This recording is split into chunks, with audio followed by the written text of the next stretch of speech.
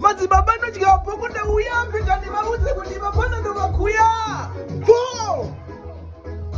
shamwari haibhadhare ndanga ndinaro rakapera kare dzungu rinoudhiswa kumbare uchiti ndiri kunyepa ndingobvunza mbale tedzungu rekuda kumhanya kuvhurira huku nemusoro wesadza iwe dzungu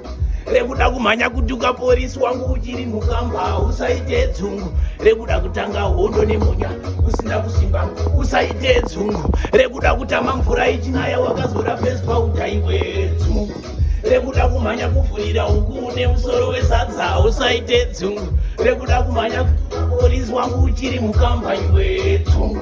rekuda kutanga hondo nemunya usina kusimba usaite dzungu rekuda kutama mvura ichinaya wakazora fesi pauta iwe dzungu shamwari haribhadhare ndanga ndinaro rakapera kare dzungu rinoudhiswa kumbare uchiti ndiri kunyepa ndingobvunza mbale dzungu pfepfepfe kubhabharirika munhu asingagona kugadzikika